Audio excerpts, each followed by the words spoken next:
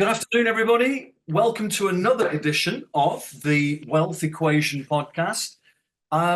Today we are working from my lounge, which is a bit weird. And I apologize to all of our listeners and our viewers because you can see sofas and televisions and things. The reason for that is because we're having an office built, as you all probably know, and they've relegated me into the house. So forgive me for that, but it is what it is today.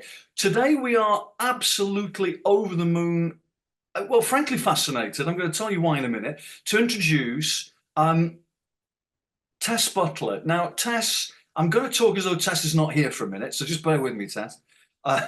Tess is the CEO and the founder of a business called Ruddy Nice, and Tess will explain all about what Ruddy Nice it does and what it stands for, what it means in a little while. She's also a director of a business called DSET Limited, and we've discussed this at detail, and we can talk about this, and those of you that have seen the film will understand why that's important. She's actually also the founder and director of a business called Fight Club International. So we're going to learn all about that in a few minutes' time, which is great. On Tess's Ruddy Nice website, there is an interesting statement, Tess, that goes like this: less effort. It's easy to grow your business with Ruddy Nice. We think that's a fantastic message, by the way, because it's clever, it's short, it's sharp, it's interesting. So I'm going to hand over to a graduate of Russian and Soviet studies now and say to Tess, welcome to our podcast. Thank you for joining in, and tell us all about your journey because it sounds amazing. Okay, so it's not an obvious journey. So Ruddy Nice, DSET and Fight Club are all in the defence space. And we mean military as well as civil defence as well. Okay, so blue light and CNI and things like that. I'm a graduate of Russian and Soviet studies, and my first job in Russia when I was working there was teaching and putting technology into naval training, teaching English, lecturing in history, European politics, all sorts of different things, masses of interest there. And I did my teaching qualifications out there as well. Fascinating. When I came, do you mind me asking when that was? What era, what period that was? It was the sweet spot, as we call it. Those of us who know in Russian, it was the 90s. So it was Gorbachev, Yeltsin into Putin. Right. So yeah, really, really fascinating and wonderful. And I lived out there for a long time, and we saw it through all of that transition phase. Unfortunately, transitioning back, as it turns out, to a difficult situation, to say the least. And when I came back, I ended up doing a graduate course at IBM by accident because I spoke Russian. They employed me as their accounts receivable to Russia because I was able to phone them up and say, could you please pay in Russian? And it made them pay. That didn't take very much time because they were like, oh, okay, we'll pay you then. So my boss then was really good and sent me on loads of different courses. And I'm a secret nerd. So I learned coding from the age of 10. So he sent me off on all sorts of different courses. And when I came out of that after a year, I'm like, I'm done. I don't want to keep phoning people to pay their bills. It's really boring. I was just going to say, you don't strike me as a credit controller, Tess. You just don't. No. It was fun. I made friends with a few people there, and but I was done. So I was then employed by Vosper Thornycroft, who at the time were the largest civilian providers of Army and Navy training in the UK. And I'd actually gone there as a temp. And this is what I'll say to people: opportunities happen wherever you are. Temping is a brilliant way of testing out different markets and different companies to work for without any commitment. And also yourself, right? Oh, yeah, absolutely. And I loved it. I temped in all sorts of places: building industry, manufacturing, aerospace, ended up at Vosper's to book holidays, to be a receptionist. I ended up talking to the head of BD, who said, what are you doing here? And told him, and the week after, I was employed as a business development manager for military training. And when the lady came back that I'd replaced, she was like, oh, we don't need you this week. And I said, oh, no, I'm employed differently now. please could you book my holiday? Okay. Um, Wow. yeah, but yeah, so it's really good. So it was really formative. I learned a lot about military training and education, putting Yeah. technology into places. I was sent off onto different camps, Army, Navy, and Air Force, submarine schools, to look at in detail the tactical level, how they were using or not using often uh, technology to deliver their training. And it was a fantastic experience. And I ended up working on multi-million-pound programs and bidding for those and winning them as well. And it was really good. I was just going to ask, forgive me for jumping in there. So let's be clear on something that's a really good point for everybody that's watching and listening. So you were gaining commercial experience. You're under pressure to Oh yeah, deliver targets. You had to achieve. You had to sell. That yeah. all came in, right? Okay. Mm. So business development as well. A lot of people get confused between business development and sales. Mhm. And in a corporate environment, business development is really about developing those relationships that Good. will help the sell, that will enable you to write the bid that will win the work. And a Perfect. lot of corporate primes in our industry have capture managers, which do the final close piece, and Yeah. Yeah. commercial officers that do that piece. But Yeah. because we were a fairly small team at Vospers in those days, we had to learn everything. So Yeah. I was trained in commercial, in legal, in bids, proposals, sales, going on site, getting my hands dirty, Mm. understanding the requirements from the military side, even helping write requirements documents for other training requirements that they had going out that we wouldn't be bidding for. Mm. So there's no conflict of interest. So it was fantastic. And I had 5 years of really hardcore deep dive into everything. I then, I'd done enough by that point. I wasn't going to progress any further. I'd reached where I was going to there, and there were people above me that weren't going to leave for several years. So I applied for a job and got it at Canadian Aerospace, CAE. And I became their head of land systems and then their head of joint C4ISR globally. So my next 5 years, again, it was another level. I got thrown around the world. I was doing 40, 50 flights a year, 100,000 miles in a car, Mm. both hired and local. I had 2 suitcases packed at all times in case I had to go. And my life wasn't my own in terms of personal life, Mm-hmm. but I was in my late 20s, early 30s at this stage, and it was really wonderful. It was such a great opportunity. And I Living the met dream. so many people and went around the world with it, and it was brilliant. I can imagine. And then off the back of that, because I had all of that experience, I had over a decade now in defense in this area. I went off to the Middle East and I was an independent consultant Mm-hmm. to both the military and industry there, and matched up industry capability with customer requirements. So I ended up doing it by default because I had a really big network by that point. So Mm-hmm. people knew who I was and they would call me and say, have you got any time to do this? All right, Mm-hmm. sure. I came back from the Middle East after doing this independently, and I came back pregnant and Okay. single with no home, no job, no prospects, 2 cats and a load of clothes in a suitcase. And a bump. And, and a growing bump. Yes. So actually I decided that I couldn't work in defence Mm. because I would have to work for a corporate. I'd have to be away all the time. And what would I do with the baby? You can't keep it in a box. Do you know what I mean? So, and or I would have to get in full-time childcare. And I wanted to be an active mum and part Oh, of, uh, okay. yeah, my child's life. So that for me wasn't an option. So I made jam. I took my grandmother's jam pan down from a dusty shelf. I got a manufacturing license for the house I was living in, and I Right. made very posh, expensive alcoholic jams. Okay. Wait. Time As out. Time out. Hold on yeah, a minute. Is this the first entrepreneurial seizure? Is this the first time you've gone, do you know what? I'm going to do this for me rather. I mean, up to that point, you've been building businesses and doing phenomenal work for other people, mm, right? Yeah. For other people, yeah, correct. Yeah. So this is the first time I'm building something for myself. And other than the consultancy, which I don't really think of as building a thing, it was just what I Yeah, was doing. time Um, and talent for money, right? Yeah.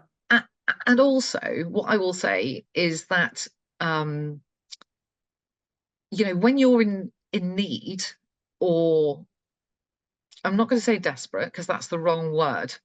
Needs must is probably a better way of Mm, looking at it. absolutely. And I needed to put a roof over myself and my baby girl's head and Yes. pay the bills and do everything else. And I was like, I can do this. I can build it.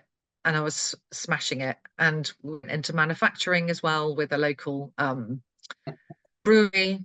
And yeah, it was great. But I needed to pay the bills. So I'm like, right, I can do this and it'll pay the bills. Awesome.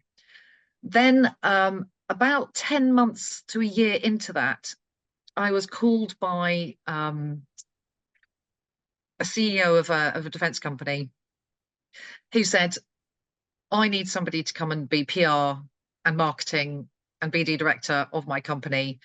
I've spoken to Right. the Defense Academy. They said you're available because you just make jam now. So I That's, know. So you've got so I to was like, tell me yeah, I what make jam now. you have to tell me what the flavor of the best-selling jam was. It was called Yummy Plummy, and it was made with Shiraz and plums. It was Crap. very Radio 4. We had cider with cozy, which was a Oh, cider-based apple jelly, all of that tell stuff. me that you've still got some. No, no, but I've still got the recipes. So Amazing. so he said, we'd like, go Yeah. on. No. You keep going. So this is I guess the door is opening now into the beginning of the next chapter. But Of carry Ruddy on. You carry Nice. on. This is interesting. Yeah. So they were called Ruddy Nice jams. So, Right. Ruddy Nice, Yummy Plummy, Ruddy Nice cider with Oh, cozy. This is where the name came from, because it was a nice brand and people could get behind it. And they said, oh, I'm going to have some Ruddy Nice jam with my toast on a Sunday. it sounds It a was bit all Gordon very Ramsay. lovely. Yeah. Yeah. It was. I mean, if Gordon wants to come around for a jam lesson, he's welcome.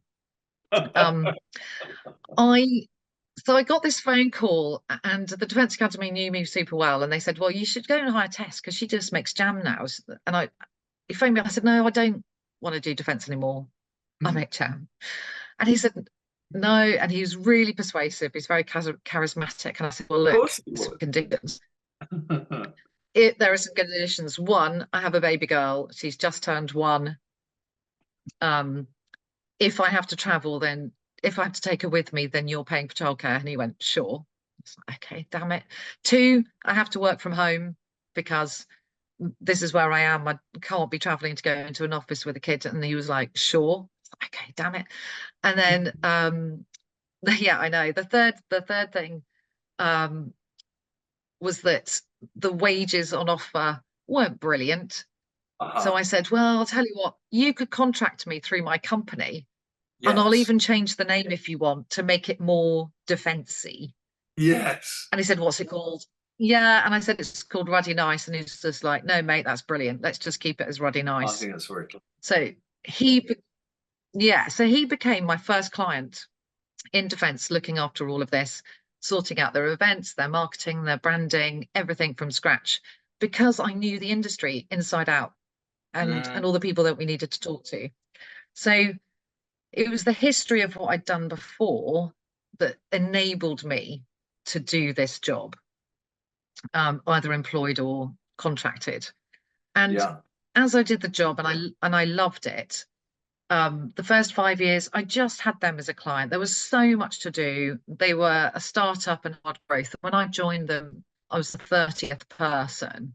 Mm. They grew to over 400 Wow. during that period. So yeah, Incredible. we had a lot going on. Mm, When I got to point year 5, I started having other people in the industry say, could you do our marketing as well? mm. Could you come and do some sales training for us? Could you do some BD work? And I was like, no. But then a person came up who I thought, you know what, I could employ you and you could come and work with me. So I did. And we had enough between us. And again, it wasn't my intention to grow at this point. I have to say that the first, I suppose, 9 years of Ruddy Nice, I wanted a work-life balance that enabled me to be a really proactive mum. My child has additional needs. She's autistic and has other issues. And so actually for me, I needed to be home the entire time. Hmm. Now, as she's grown and developed, you know, I'm biased, but she's awesome. And Of she course she still is. needs me every day, but in a different way.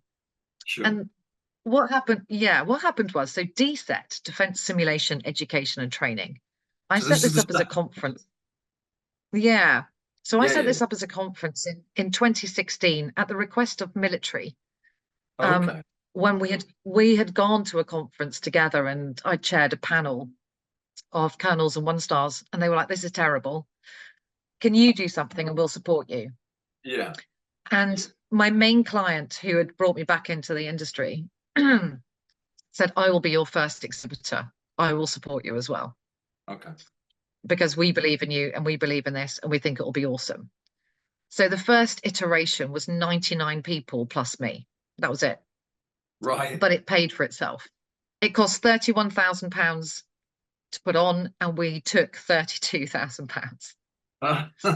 So yeah, and I since found out that apparently shows and events don't make a profit until year 3 or 4 usually. Mhm, mhm, So mhm. I'm kind of glad I didn't. I'm glad I didn't know that at the time. Sometimes ignorance is bliss in these things. Absolutely. Absolutely. I just knew I could. Yeah, I just knew I could make it work though because I had the network, There was a and all of belief that. there, wasn't there, Tess? Yeah, there was a belief. Yeah, Interesting. 100 million%. I knew we were doing it the right way. It's all Mhm. focused on the quality of the content, on the actual people coming in and giving everybody that attends an ROI. That's, you know, at the core of what we actually deliver for DSET. And So the pandemic struck. how many Sorry. events random is DSAT doing then? So DSET is one event, but it's Right. developing, and I'll explain Yeah. that with what Ah. I'm doing at the moment. And when I came on with you earlier, you saw like I just run in from the studio.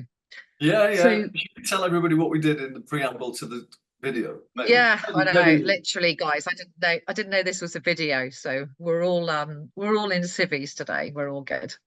Um, So it was growing and in a steady way, but then the pandemic struck. And because we were already hybrid, we already broadcast our conference content online with a platform that's very interactive and is meant to replicate a real life event as much as possible. It was called Hop In, it's now called Ring Central, and we Okay. still use that. Mm. Over the pandemic, we grew from 250 attendees to 450 to 650 the next year. Last year we hit 1,500. This year Oh, we well, hit 1,700. Next year excellent. it'll be 2,500 delegates. Yeah. Yeah, yeah, yeah, yeah. So we're growing Fantastic. exponentially year on year. It was 50 to 100% growth year on year Amazing. because we're delivering really, yeah, really brilliant quality, but And where is very it? accessible. Where is it? From Where'd you do it? Where's the venue? it's in So, so the actual conference, Yeah. I can't tell you the location because of security, but it's in Bristol. Okay. Okay. And yeah, so it's fantastic. And it's the home of the MOD's DE&S, which is their commercial and procurement arm, which is why we run it there, so that they can come easily and Right. engage with industry and military and everything else. It's all on point. So yeah, so it's been massively exciting, and as part of that, so DSET and Ruddy Nice, our marketing, PR, and BD capabilities come together with DSET in what we're now calling the studio. Yeah. We Okay. have opened up the world, the world's very first wargaming simulation and serious game studio, and it's in Salisbury. Ah, okay. And Okay. So I know, and next time we speak, right? Hold on. Next time we speak, you're going to be in the studio, right? I'll be at the studio. Yeah, I should have been Fantastic. down there today, but there we go. No, Um, no. So the studio is essentially DSET and Ruddy Nice, 365 days of the year, 24/7. Brilliant. Wow. So we've got loads of different companies moving into the studio to have a permanent presence there Oh, with their wow. technologies so that their customers, whether it's other industry or military or CNI or emergency services, their kit their capabilities, their services will be shown every single day, and those customers will see them every single day. I love the fact that you're so focused on one marketplace. When I Yeah. say one marketplace, I mean there are multiple facets to that marketplace, Mm. but it's essentially a great example of attempting to not be all things to all people. It's very targeted, isn't it? You're right. We have focused on one marketplace, but within that, what we do is an incredible amount of different services. So Yeah. first of all, it's international. So Mm. we had 44 countries represented at DSET this year. The signal broke And up we there. Say again. Say again. The number sorry. is how? So we had 44 countries represented at DSET 44. this year. Wow. Yeah. And we're looking to grow that as well. DSET and the studio is that international arena where anybody who wants to come into defence, if they've got technologies, training, capability, education, or other services, Mm. we are the space where you can do that in a safe way and grow from a very small entry point Mm. to a very big footprint. So we start, for example, with the studio at £325 a month for somebody to have a permanent place there. And we're doing all the media, the marketing, and bringing in the clients. So it's awesome. It's a really great space. And we called it the studio because it's not an office and it's not an event space. And we wanted it to feel like a professional tech space, Mm. which people would be energized by. It's innovative, it's collaborative working space, but very collaborative, not just, oh, this is a co-working location. That's not what we're about at all. So it's Mm. to feel more like a film studio, Mm. that sort of thing. So we've got Hollywood glamour in there. The lighting is gorgeous. We're putting in So, lots of different elements to make it, pop. it sounds incredible. So, just for the sake of everybody listening, let me just understand something here. I think what I'm hearing is that the studio is kind of a hub where you're driving the traffic at it, and your clients are sat Mm, there waiting to talk to them, to receive them, to do business with them if they can. That's basically how it is, absolutely. right? Yeah. Okay. Absolutely, but we're being even more proactive than that. So any client that comes into our space, we can even put on demo and capability days and get Okay. in the right people and have experts in the space speak alongside them. We have 16 university partners, for example. Mm. So we don't do it as a sales pitch. Everything that we put on at the studio has a purpose for other people to learn from and engage with, at the same time introducing those experts to their potential customer audience. What's your why, Tess? I mean, just let that question sink in for a minute. I mean, if I use some words here, right? Okay, so these are words, everybody, that I'm going to use to describe Tess. Okay. Now, the reason I've done this, or I'm doing this, is because it's unusual to meet somebody, Tess, that is um, in this context. We interview incredible people. Every single person that's been on the podcast has been wonderful in their own right. But you're coming across as being somebody with a real energy, a charisma. I've got a real people thing going on here. The belief that you have. I also Mm, understand that these things are assets, but they're not without depth. You've clearly worked very hard at your contact base, your network, your professional capability, yeah. your intellect. Sorry, not intellect. Forgive me. I meant academic background, which is wonderful. All of those things come together to make this incredible person, Tess Butler. So why are you doing this, Tess? Why are you involved in three businesses at this stage in your life with all this stuff going on? What's going on? What's your why? First of all, that's really kind of you. Okay. And it's also quite often I find that myself and other business leaders that I work with, Mm. we're actually quite hard on ourselves because we can Hmm. see how we can be even better and do better. Sure. Our mission, and this is not supposed to be cheesy or anything, it's sincerely meant. Our mission is to strengthen our national and international defence capability, Mm. actually prevent conflict or shorten conflict.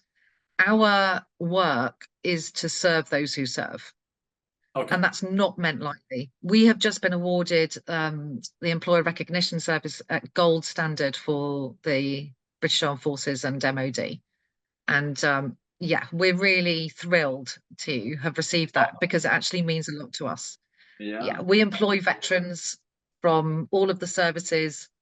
We work with all of the services. We work with cadets, the reservists. Some of our team, actually, one of our team is next month is going off on his final reservist training to be a reservist in the army. It's sincerely meant, because if we don't do it, who's going to do it? We also work a lot with, and we talked about this just before the interview, with the younger demographic. Absolutely. So the serious games piece is incredibly important. It's about how you can learn, mostly with technology. Most serious games are built with technology. And by a serious game, I mean anything, any game that you can learn something from is a serious game. Okay. Okay. So lots of younger kids at primary school now use Mathletes and things like that online, and they play games to learn maths. Those are serious games. When we're talking about interdefense, it might be how to fly an Apache helicopter. It might be the physics equations for US Air Force pilot training. It could be anything or everything to do with that. One of the things that I'm super proud of is that we launched the Serious Games Showcase and Challenge Europe 3 years ago. We are the affiliate with the Serious Games Showcase and Challenge USA. Wow. We're the only one in Europe. Yeah. And we launched it at DSET last year, and we had 6 finalists.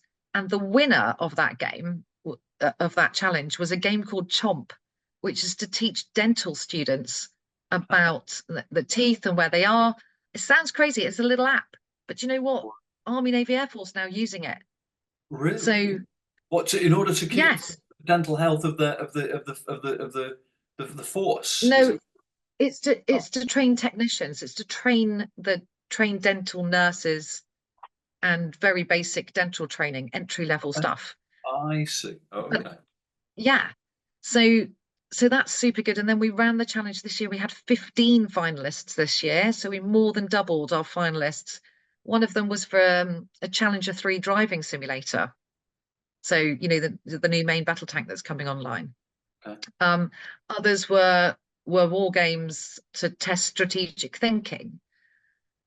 There was one on how to remove plastic from the ocean, and microplastics. Serious games can be used for anything. And the wonderful thing about serious games is that they engage younger people.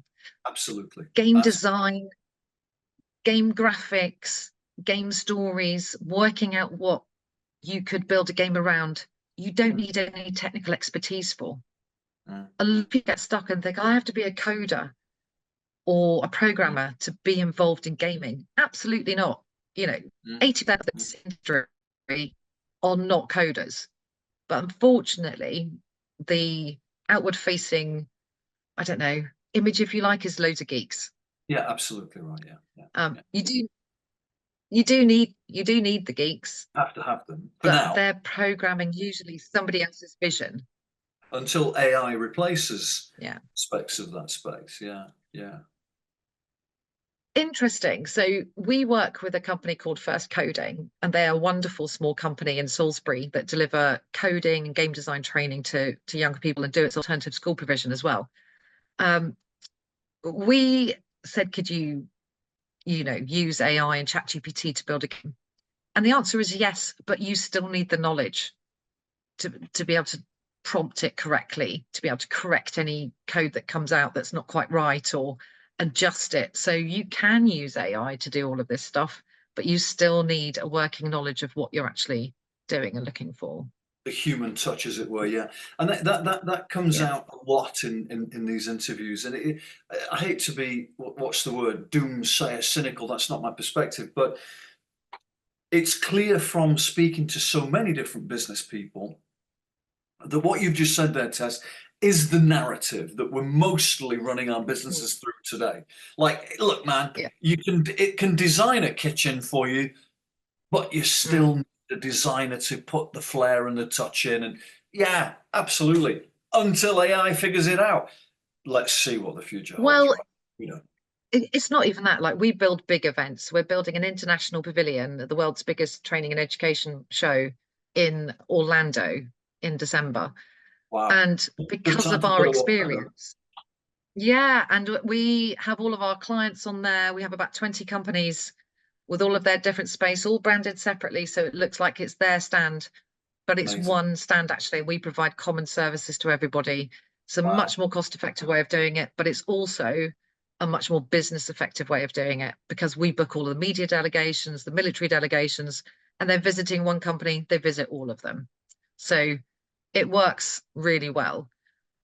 The thing with that is that because we've been doing that show in particular and other defense shows, we know what attracts the customer. We know how flow works around a booth. We know which areas you have to leave open and clean and where you can have seating areas. And it might sound like a tiny thing, but if you get the flow wrong, it's uncomfortable to be on the stand and it's Yeah. awkward. And you don't want to be awkward. Yeah. So a piece of AI would struggle to understand that nuance, wouldn't it? That's the It, it, reality. it, yeah, it would. And, you know, we provide all the hospitality. The AI is not going to open a can of beer for you, is it? Maybe Elon Musk's got a different view on that in a little while. I don't know. Tess, so we know what the business mission and why is, but what's yours? The question was you. Why are you doing all this? You know what? I just want to make things better. Mm, I think that people are my focus, 100%. And defense is actually all about people. You've got all the kit and everything else, but without trained people and educated people and clever people, it's useless. mm. I'm also really passionate about supporting, mentoring, and bringing up younger people through this industry. Because when I started, and we will get onto gender now, um, if anybody knows what my nails mean, extra points for you. Um, so I'm a working class girl from a farm background, and I'm the first person in my whole family to go to university or have any higher education at all. Well done. I saw how hard my family have worked for 400 years where they were, and Mm, all of our neighbours and friends and everything else. And they're really hard working absolutely. and they're wonderful people. And I want to create that sort of community of hard work, but also reward and support in this space. Our tagline is, I'll just show you, I've just got a little, our new stuff on, Ruddy Nice. Yeah. And it says, read, I know, sorry about that, guy, it's too much information. But it says redefining defense. And Read. yeah, redefining how you can work in this space. So I was the first woman to be employed in this role in the UK, as far as I know, when I started, and it was me and 2,000 men, and Wow. it's not easy, to say the least. The first 10 years of my career, For the 1,999 men, you mean? do you know what? I mean, there are some stories we could tell, but they'd have to be down the pub, and yeah, with a lot of wine and you're buying. So it was really hard, and some of it was quite traumatic. And you know what? I don't want that for anybody else coming into this space. More women left the armed forces than joined last year, and more women left the industry than joined last year. Yeah, and That, it's about to be, yeah, that's it's about to be surprising. repeated. Yeah. That's surprising. I had a no, nobody will want to accept this as the truth, but my eldest son was 30 years old last week, and that dates me. So I was on a train heading into London from Taunton, which is the station nearby, and I sit opposite these two young guys, right? And after 15 or 20 minutes of listening to their deep and very, very clear and interesting conversation, I couldn't help but listen to it because they were 3 feet Mm, away from me. And they were talking about gaming. They were mm, talking about, um, I want to say Game of Thrones, but it's wrong, Warhammer. Yeah, Warhammer, bless them. Yeah, okay. Yeah. So I mean, like, I understand what Warhammer is because my children played it, but I've never played it. I'm not a lot of it. So I said to, listen, guys, can I be really, really intrusive now? I need to ask you two questions. Number one, what is the subject matter that we're discussing here? Okay. And the second one is, are you both in the military? Mm, Because there was something about them. And it turned out they were 29 weeks into 36 weeks of Royal Marines training, these two right. kids. And Okay. they were only, one was 19 and one was 22. And do you know, the journey to London went like that.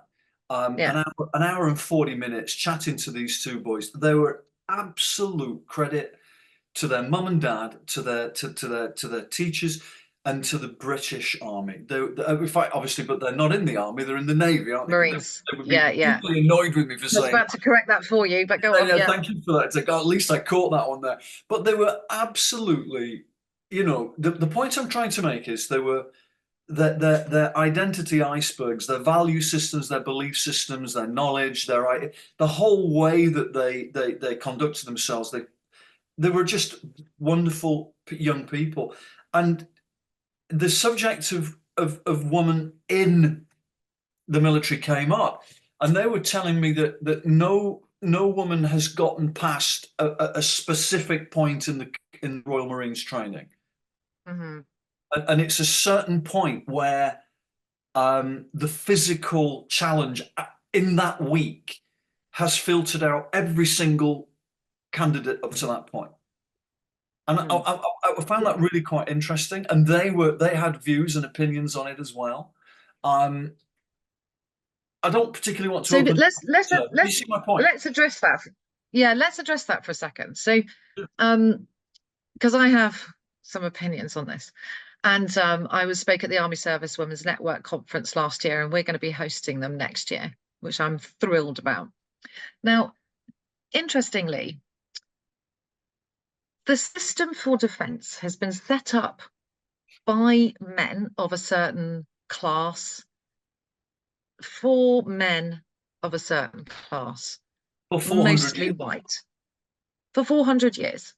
The system wasn't even ever set up for working class men. It still has a structure where it's super beneficial to a certain demographic and a tiny demographic. And Understood. just for those of you that don't know, I'm doing a PhD in wargaming, but looking at different demographics, how they think, how they strategically think, and also how they deliver. This Very is interesting. not about being offensive about any of this. It's about academically looking at this empirically. Sure. Now, that system hasn't really changed in its fundamentals or I wouldn't say values, but how you're expected to be. Mm, Women were excluded from many roles mm, until early 2000s, late 90s, early 2000s, and even just a few years ago.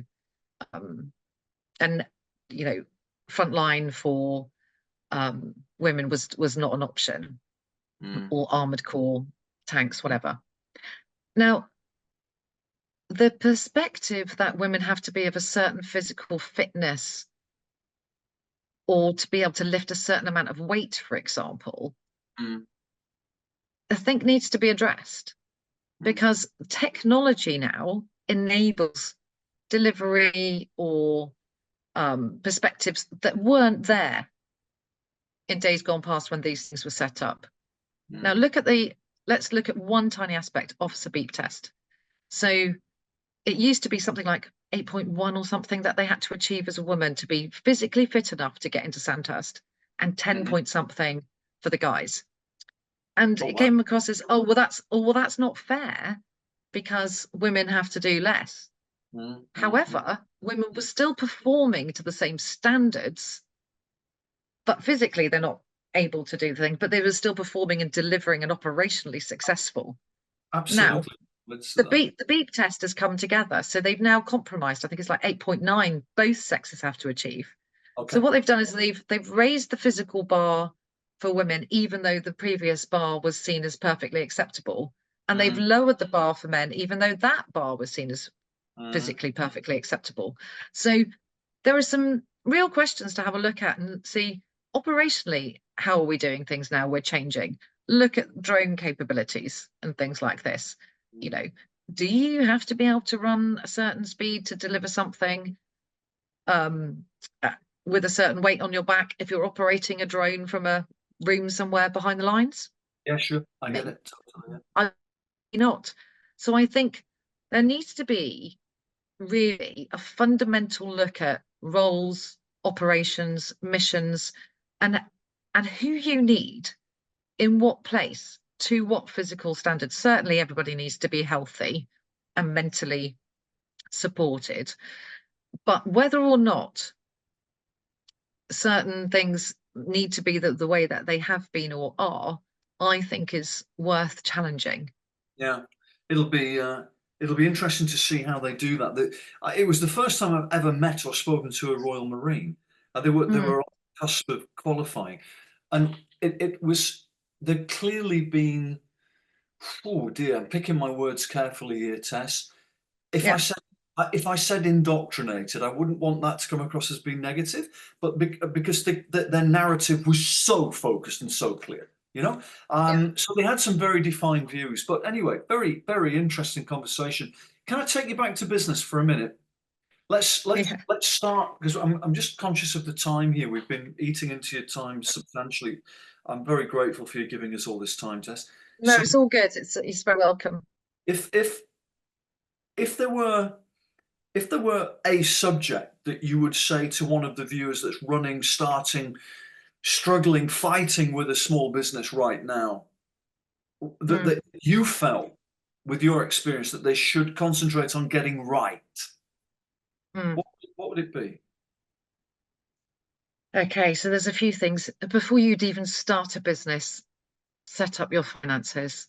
For goodness sake, get your bank account, get your Zero or whatever system you're going to use for digital invoicing or tracking of your money sorted before you start, because it will save you so much time and admin. And admin is the death of sales, Mm, basically. Um, and be super proactive. Look at your bank account every day. I know to the penny how much money I've got in there, and I know exactly how much is coming in over the next 6 weeks with a medium excellent, term forecast. So excellent. get your finances nailed. Okay. Work out exactly how much you need to survive, which is what I had to do in the very beginning. Survival, that's the word I was looking for. Survival is a very big driver of innovation and energy. So Yeah. it comes, I think my first lot of entrepreneurship came from the fact that I had to survive and pay Survive. the bills, right? Two of you had to. Um, Yeah, yeah. yeah, yeah. Small person on the way. And don't forget the two cats that I brought back from the Middle East Ah, as well. two, Four two of us. cats from the Middle East. That got it. Wow. Tess, hang on a sec. So your title is CEO and founder. So am I right in just Yeah. qualifying it? The CEO knows to the penny what's in the bank account, and she knows what's coming in the next 6 weeks. Yes. Probably that means she also has a cash Yeah. flow forecast that says what's going out, what's coming in, etc. So that's interesting Yep. because it suggests that you're not abdicating responsibility for that core subject, which is really very interesting. No, no, never. I'm responsible for everybody in this company. My Yeah. people are the most important asset of this company. Absolutely everything depends and relies on them.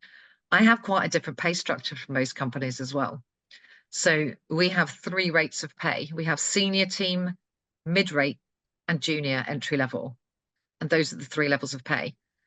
I have three of us on senior team rate, most of the company on mid rate, and then we have junior entry where we do massive support for people coming in. And also, we're only 8 people, well, about to be 8. You can still do a lot of support and put systems in place that will support people that you wouldn't necessarily think of employing.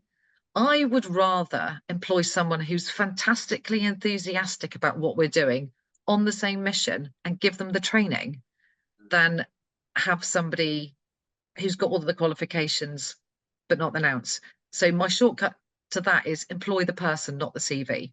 Yes, the Our attitude. last, uh, just the whole thing. Our last advert, we're looking for a marketing manager, said, "Are you obsessed with Insta? Do you take 1,000 images before choosing the right one? We want to hear from you." I Yeah, didn't yeah, need a bullet list of, can you do this? Can you do that? Do you know how to do an Insta reel or post on TikTok or LinkedIn? I don't give a shiny shit. What I want to know is, are you passionate about this space? Have you been doing it probably in your bedroom and making wonderful content and things like that? I want yeah, that person. I don't yeah. want the person who said, "Oh, I've been to college and I did this marketing um, qualification and so I'm ready." That doesn't tell me that you're ready. It tells me that you understand some of the terminology. It doesn't say that you do a great job or provide great content or enthusiasm and energy. So, Tess, we're losing the internet signal here.